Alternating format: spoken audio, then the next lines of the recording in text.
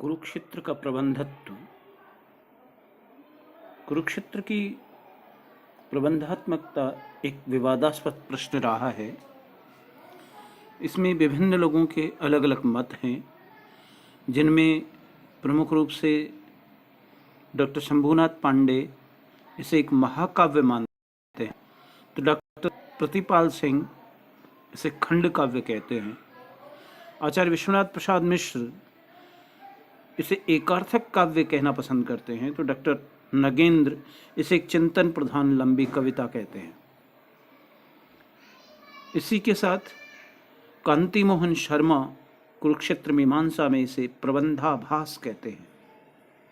स्वयं दिनकर का विचार को अगर देखा जाए तो उनके अनुसार उन्होंने इसकी भूमिका में स्पष्ट कहा है कि मुझे जो कुछ कहना था वह युधिष्ठिर और भीष्म का प्रसंग उठाए बिना भी कहा जा सकता था, परंतु तब यह रचना शायद प्रबंध के रूप में नहीं उतरकर मुक्तक बनकर रह गई होती। इस तरह दिनकर कुरुक्षेत्र में एक प्रबंध मानते हैं। खंड काव्य या महाकाव्य का दावा उन्होंने कहीं नहीं किया है। फिर भी स्वयं दिनकर कुरुक्षेत्र की प्रबंधात्मकता की सीमा से परिचित हैं।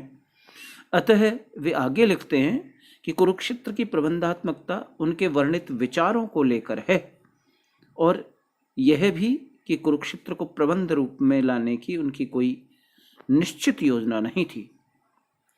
अब दिनकर के इस मत और विभिन्न विद्वानों की समीक्षा के आधार पर अगर देखा जाए तो स्वयं कवि यह मानता है कि इस काव्य प्रबंधात्मकता पारस्परिक प्रबंध के मूल तत्व कथानक पर आधारित नहीं है,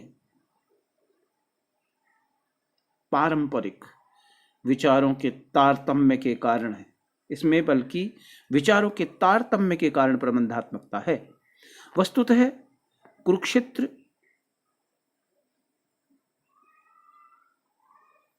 क्या आधुनिक युग का कोई भी श्रेष्ठ प्रबंध काव्य रूढ़िगत अर्थ में प्रबंध काव्य नहीं है।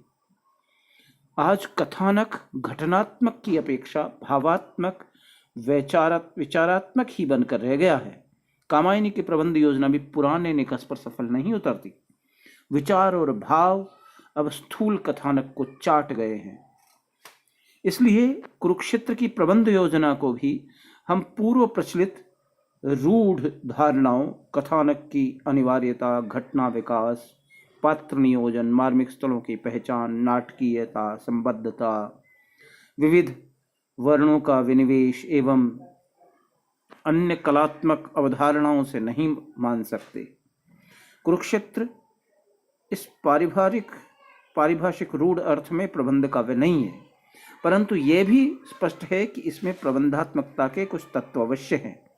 ये बात दूसरी है कि वे तत्व पर्याप्त पुष्ट नहीं है। अब कुरुक्षेत्र के कथानक को देखा जाए तो प्रबंध योजना में वह विचारगत ही है। प्रचलित अर्थ में उसमें न तो कथा का संयोजन है, न मौलिक स्थानों की पहचान, न घटनाएं तो इसमें है ही नहीं। आज का कवि घटनाओं की तफसील में न जाकर मन की गुत्थियों में अधिक उलझता है। वह वर्णन कम, विचार अधिक करता है। उसमें भर्ती कम, मूल बीज अधिक होता है। प्रबंध योजना में आमूल परिवर्तन का यही रहस्य है। कुरुक्षेत्र में इसलिए कथाबंध नहीं, भावबंध, विचारबंध का समावेश है, जो युद्ध और शांति की मूल समस्या के इर्द गिर्द उभरता है। कुरुक्षेत्र के पात्र नियोजन एवं क्रमिक विकास को देखा जाए तो कुरुक्षेत्र के पात्र कवि के विचारों को व्यक्त करने के लिए केवल उसके माउथ पीस, ध्वनि विस्तारक यंत्र भर हैं। वे मुख्य नहीं हैं, जैसा कि कवि ने स्वयं निवेदन में कहा है कि कुरुक्षेत्र की प्रबंधात्मकता उसमें वर्णित विचारों को लेकर है। कुरुक्षेत्र की मुख्य समस्या युद्ध ही है। युद्ध के संबंध में कवि ने दो विचारधाराओं का उल्लेख किया है। एक विचारधारा के वाहक युधिष्ठिर हैं, जिसके अनुसार युद्ध एक निंदित और क्रूर कर्म है तथा